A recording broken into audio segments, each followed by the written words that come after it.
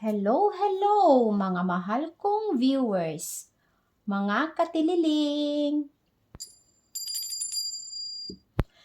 Saan man kayo sa ating mundo, north or south, east or west, Madam Orasyon at your service. Kung natagpuan mo ang videong ito, hindi ito aksidente. May isang bagay na nakatakdang makaabot sa iyo ngayon. Ito ay timeless reading na ibig sabihin ay hindi mahalaga kung kailan ka nanonood. Kung nandito ka ngayon, ang mensahe ay para sa iyo. I'm asking the universe for clarity, honesty, and gentle guidance para sa sinumang nanonood sa videong ito. Kumusta kayo mga katililing? Hello, hello sa lahat.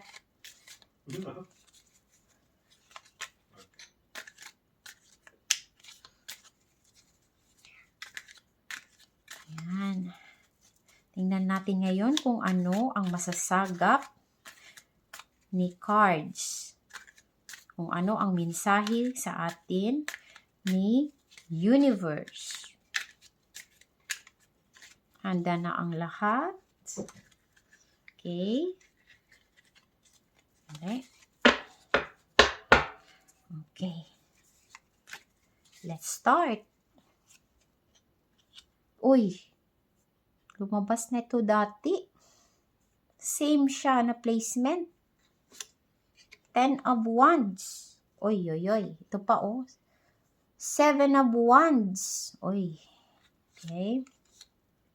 6 of Cups. Oh, maganda yung 6 of Cups. We have 5 of Wands. Nako. Ba't ganito? 5 of Wands, pero ito yung ano mo, strength, yung lakas mo. So, okay din yan. Okay yan.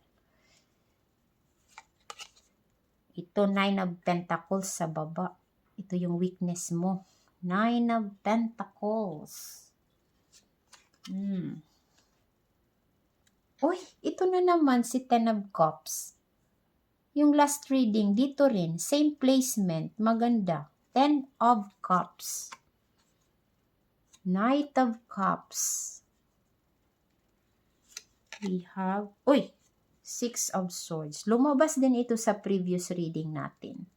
Ito na naman siya, 6 of Swords. And the Queen of Wands. Ito yung mga lumabas sa ngayon. Tingnan natin kung ano ang mensahe sa atin ni Universe. Let's start sa pinakaunang card, the Heart of the Matter. We have 10 of Wands. Pag 10, it means completion, transformation, merong end of cycle or endings, or maaari din itong karma. For example, kung anong ginawa mo, yun ang babalik sa'yo. Maaari pa itong maging triple, yung balik.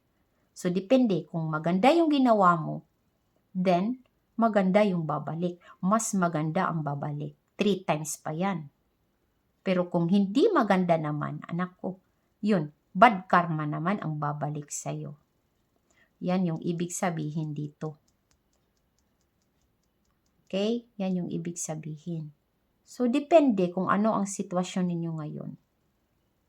Kasi dito, ayan, may mga pasanin ka dito na dinadala-dala. Pero, as I said, pag good ang ginawa ninyo, maganda ang balik. Ayan ha.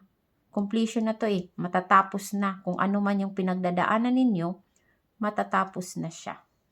Yan, malapit na siyang kunti na lang. Kunting kimbot, sabi pa. 10 of Wands. Yan yung ibig sabihin dito. Ito yung kasalukuyan ninyo. So, yan. Okay? Klarado. Or maaari din itong mga accomplishments mo, na-accomplish mo, yung natanggap mo. Yan. Pero maaaring din itong mga burdens na dala-dala, maaaring stress, Ayan, mga responsibilidad or hard work o nag-ano ka talaga, nagtrabaho ka talaga dito, trabaho ka ng trabaho. Ito yun sa kasalukuyan. Maybe, sa ngayon, ano ka talaga, binibigay mo ang effort mo sa isang bagay na tinatrabaho mo. Siguro ito yun sa ngayon, sa sitwasyon mo ngayon. Yan. Tingnan natin, bakit ito? Busy ka ngayon. Bakit? Tingnan natin dito sa past mo, yung mga naganap na. We have here 7 of Wands. Ang ano dito kasi pag 7, numerology, ibig sabihin dito merong challenge. May challenge ka dito na kinaharap. Pero malakas din yung pananampalataya mo. Yun. Malakas ang pananampalataya, siguro confident ka na mananalo ka sa challenge na ito. So napanalunan mo dito ang challenge na ibinigay sa iyo ni universe. Kaya ngayon ito overloaded ka dito pero nakompleto mo siya, na-achieve mo siya. Kung ano man yan na binigay mo ang hard work mo, ang effort mo sa isang bagay. So yan. Yan yung nakikita ko dito. So hindi ito negatibo, naging positibo siya. Kasi dahil dito you are fighting. Ayan you accept the challenge, you accepted the challenge. Hindi ka natakot sa mga challenges na dumating sa iyo. Yan you are very defensive dito. Na kaya mo lahat ng mga challenges mo. Although, ano ka dito, nahihirapan ka. Pero, ayan may reward. Ayan, may reward siya dito. Sa pagtatapos. So, yan. Then, let's go to the future mo. Yung maaring mangyari sa future. So, after sa pinagdaanan mo dito, super ganda ang resulta nito. Kasi dito 6 of Cups is about nostalgia. Or pwede rin to sa family, relationship, about the people you love, mga kaibigan mo, pamilya mo, pwede rin. Yung mga magulang mo, maalala mo sila nung bata ka pa. Yung mga pangarap mo siguro sa buhay nakamit mo na. Kasi nga 'di ba dito tinanggap mo ang challenge. Siguro may mga pangarap ka na gusto mong matupad. So trinabaho mo 'yun. Yung mga dreams mo nung bata ka pa na gusto mo talagang makamit paglaki mo. Ngayon na malaki ka na yan, trabaho ka ng trabaho para ma-reach mo ang goal mo. Yung dreams mo, lalo na yung mga childhood dreams mo na gusto mong matupad. Nangyari na din to sa akin For example, nung bata pa ako. Simple lang ang pamumuhay namin. Then, nakakakita ako sa ibang mga bata, magaganda yung mga damit, tapos may mga magaganda silang laruan na dati hindi ko kayang mabili, hindi kayang mabili ng mga magulang ko. So, yung nangyari, yun yung mga dreams ko, childhood dreams ko, gusto ko na magkaroon din ako ng mga ganyan balang araw paglaki ko. Kaya ngayon, nung malaki na ako, nakakabili na ako like yung mga stuffed toys, yung mga teddy bears. Mahilig ako sa mga stuffed toys. So yan, ngayon bumibili na ako. So naano ko na yung mga nabibili ko na yung mga dati mga inaano ko lang yun, wini-wish ko lang nung bata pa ako. Siguro parang similar yan. Yung sa inyo ngayon, may pinagdadaanan kayo na ganun. Na yung mga dreams ninyo nung kabataan ninyo, ngayon, unti-unti na ninyong natutupad. So, yan. So, it's very nice. Very nice. Let's go na dito sa strength card. Strength card mo. Dito? 5 of Wands. Ang 5 of Wands kasi, yung 5, meaning kasi niyan merong conflict. May pagdidiskusyon. Parang hindi kayo sang-ayon sa isa't isa. Ganyan yan. Or may pagbabago, may challenge. Connected yan dito, may challenge. Yan. Or ano, ang maganda dito kasi nasa strength mo siya. So, yun nga, connected siya. O dito, kaya mong tanggapin lahat ng mga challenges na darating sa'yo. Ayan, dumating sa'yo. Na kaya mo yan, yung mga conflict. Hindi ka nagpapatalo sa iba. Ayan, ano ka dito? Laban ka, laban ng laban. Laban ka lang. Yan. Fighting. Yan. Hindi ka nagpapatalo sa iba. Malakas ang loob mo. Ayan, yung mga dragons dyan. Yan, nag-aalab ang puso mo. Hindi ka natatakot, hindi ka nagpapatalo, hindi nagpapasupil. Yan. Okay? Huwag magpapatalo. Sabi nga, ayan dipinsahan ang sarili. Pero kailangan mo ding upensa. Attack din. Attack din pag may time. Hindi lang puro lang defense. Dapat umatake ka rin. Yan. Okay? Kumbaga sa basketball, pwede ka rin umupensa. Hawakan mo ang bola, i-shoot mo doon sa ring. Hindi puro depensa ka lang sa kalaban. Hindi ka mananalo pag puro ka lang depensa. So para manalo, upensa din. Di ba? Kunin ang bola, i-shoot ang bola sa ring para magkapuntos. Yan. Okay? So dito tayo sa blockages mo, yung weakness mo. Bakit? Meron kang weakness dito sa baba. We have here 9 of Pentacles. Bakit 9 of Pentacles? Kasi ano to okay. Pag 9 of Pentacles kasi, meron siyang about financial dependence. Financial independence. Tapos, since nasa weakness mo siya, so kabaliktaran. Instead na financial independence, financial dependence. So parang dumidepende ka sa isang tao, sa mga financial mo. Siguro for example, hindi enough ang kakayahan mo para mapangalagaan ang sarili mo. Hindi enough ang pera mo. Or kung sa family, yung trabaho mo, hindi enough yung salary mo para sa lahat ng buong pamilya. Kailangan mo rin ng tulong sa iba. For example, mga magulang mo, tumutulong din sila sa pagbayad sa mga bills. Hindi mo kaya lahat mag-isa. So parang may tumutulong sa'yo. Ayan. Nag-aas ka ng tulong sa iba.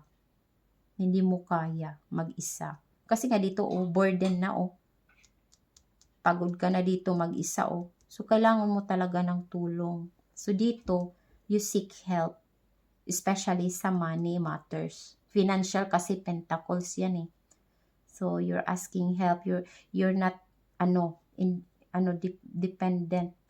Independent. So, dumidepende ka pa sa iba. Sa ibang tulong. Ayan, nangangailangan ka ng tulong. Yan. Pwede rin dito, tawag dyan. Pwede rin dito may insecurity ka. Kasi nga, walang security nga kasi kulang yung finances mo. So, of course, may insecurity, di ba? Hindi ka secure. Yan. Insecurity. Meron ka pa rin, meron ka rin being reckless. Ayan, reckless. Siguro for example, may nag-offer sa'yo na negosyo, na magbibigay ka ng malaking pera. Ayan. Pero ang balik, doble. Ayan, since yung iniisip mo lang yung resulta kaagad na maganda ang resulta, is really talaga para sa'yo. Maganda yung resulta para sa'yo. Kung naging reckless ka, na kaya mong bumitaw ng malaking pera. Yun pala yung mo, kasosyo mo, scammer. Tinakbo yung pera mo. Naubos ang pera mo. Yan dito. Being reckless. Wala ka nang pera dinagdagan mo pa ng problema. Yung natitira mong pera, ginamit mo pa doon. Ayun, nawala na. Babayo na lahat ng pera mo. Yun. Pwede rin, pumunta ka doon, tawag doon sa casino. Kasi baka manalo. Ayan. Nag-risk ka. Nilagay mo lahat ng pera mo sa isang basket. Ayun na. Naku, hindi ka nanalo o nagbabayo ang pera mo. Yun, being reckless. So, be careful ha. Sa ngayon, 9 of Pentacles, ito yun. Naku, layo-layo, layo-layo. O, next. Dito tayo sa wealth mo. Wealth, health na area. We have 10 of Cups. Maganda siya. Same sa reading dati. Yung pinaka-last na reading, same location. Maganda yung 10 of Cups. Kasi pag 10, may completion, may reward. Yun, di ba? Transformation, end of cycle, may karma, endings, but there's new beginnings. Ayan. Mostly sa to emotion to na area kasi Cups. Kasi Cups, emotional fulfillment, happiness. Yan.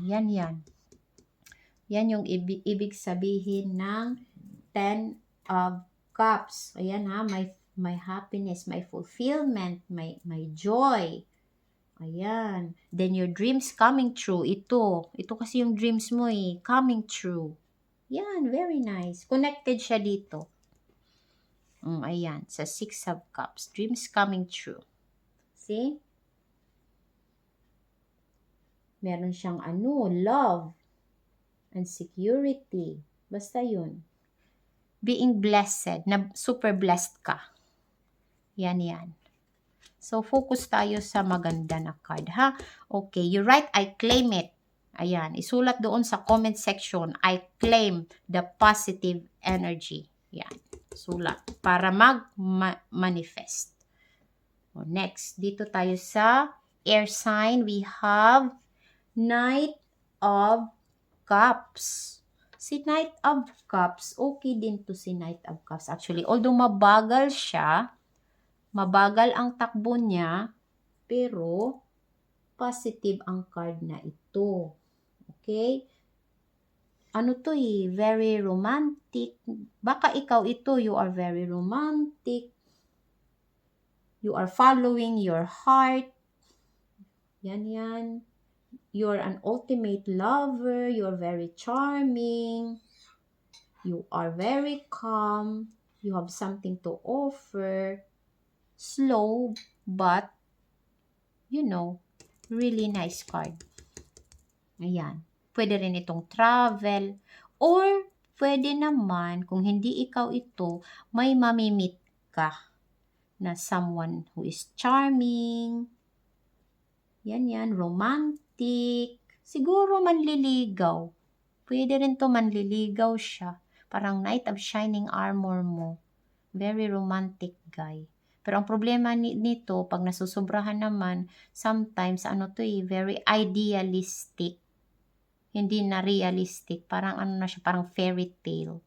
Diba? Nabubulag tayo sa pagiging charming niya. Diba? Yung mga, dyan, maraming, manliligaw. Nagpapadala ka agad sa charm. So, ayan. Yan, ha? So, tingnan maigi muna. Observe. Yan. Dito tayo sa susunod. Ito naman, ito yung drive mo. Yung, fire element ito.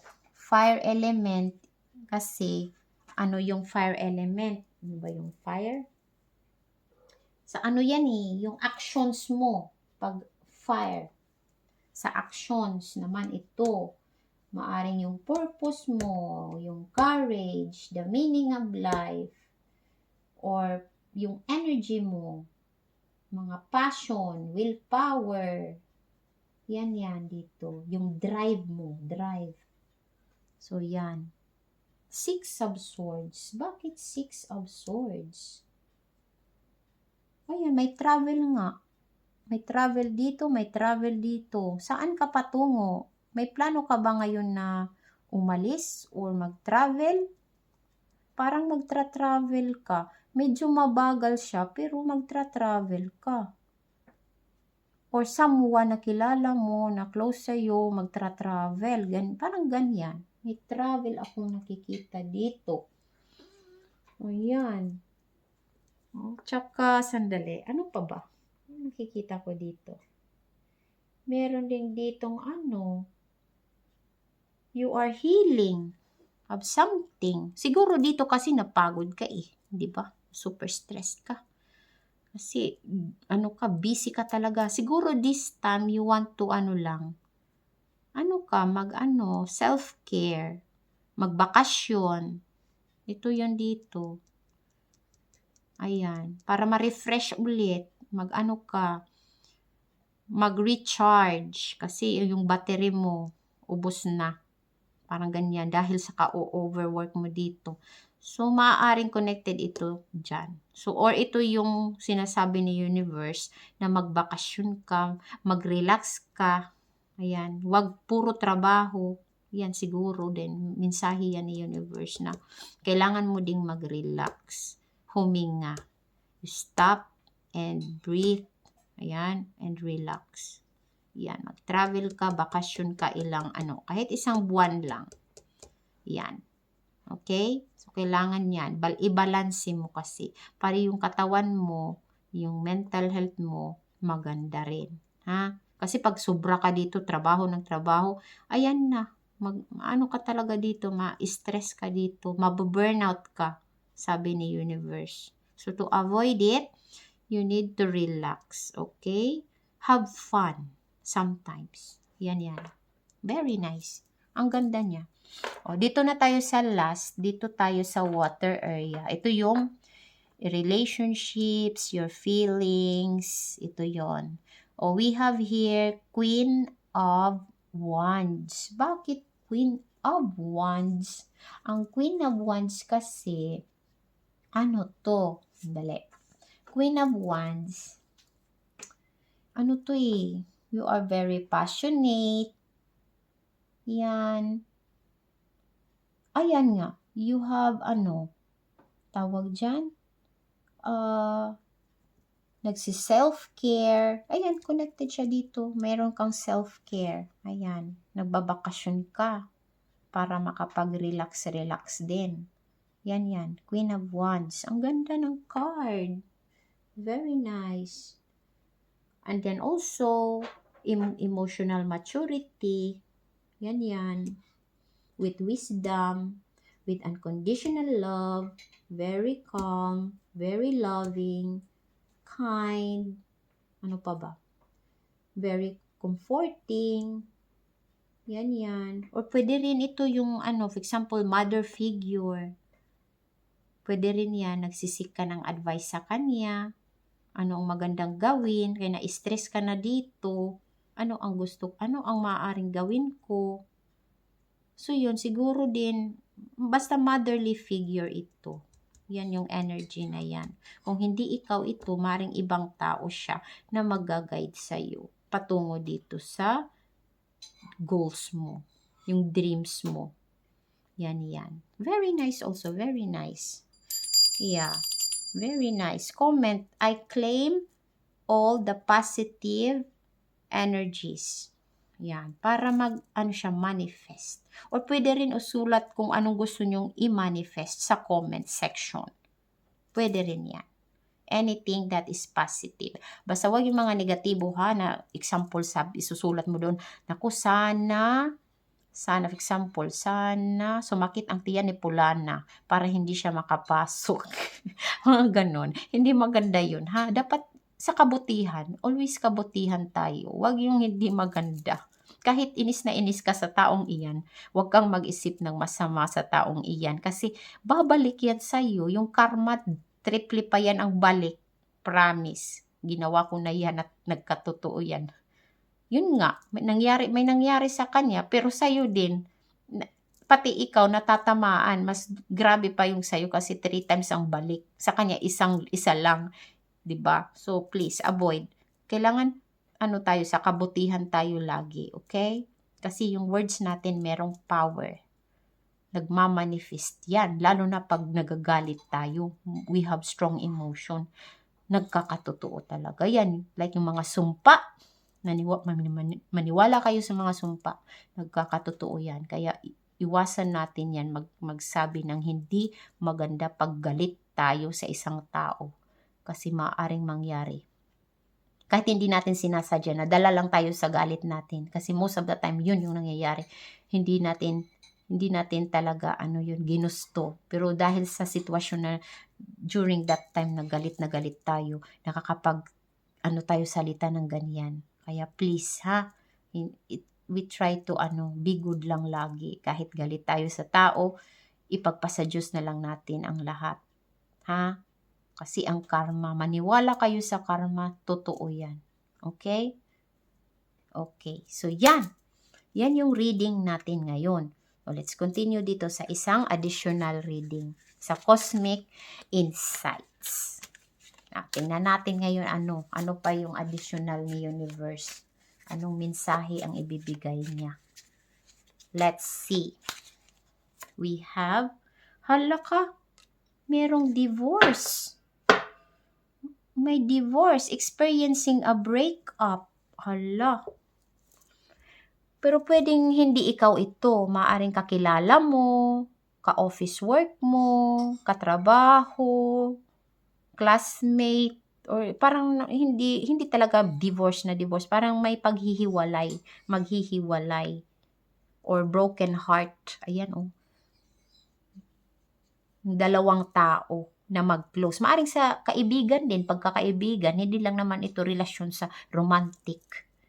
Maaring sa din, kaibigan mo, o karelasyon mo sa pamilya, nag-away kayo, naghiwalay, may umalis sa bahay, may nag-change ng location, yung iba nag-alsa balutan, lumayas sa kanila. For example, napagalitan ni nanay, lumayas ang anak. O maaari din nabaliktad. Ang nanay ang umalis. Ganyan. Pero yung pinakamalakas dito talaga, yung parang magkasintahan ito na magsiseparate. So, sana hindi. Pero, of course naman, may reason si Universe bakit kailangang maghiwalay. Siguro ito para for the goodness sa dalawang tao. Kasi may learning dito. Yan. Siguro dahil dyan, you need some guidance. Ayan. Siguro after this, ayan nga, may darating. Merong darating dito na bago. Ayan may naka-offer sa'yo, ayan na bago, na darating na, new relationship, new offer. So, maaring dadaan ka muna dito, kung may kasintahan ka na shaky ngayon yung relationship ninyo, baka yun nga, ang mangyayari, maghihiwalay kayo, pero hinahanda ka ni Universe sa taong darating sa'yo. Yan si Knight of Cups.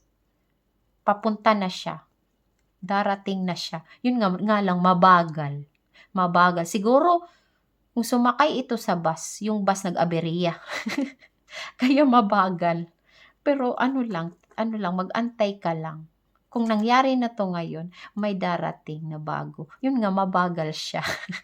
Okay? So, mag-antay lang. Okay? So, yan.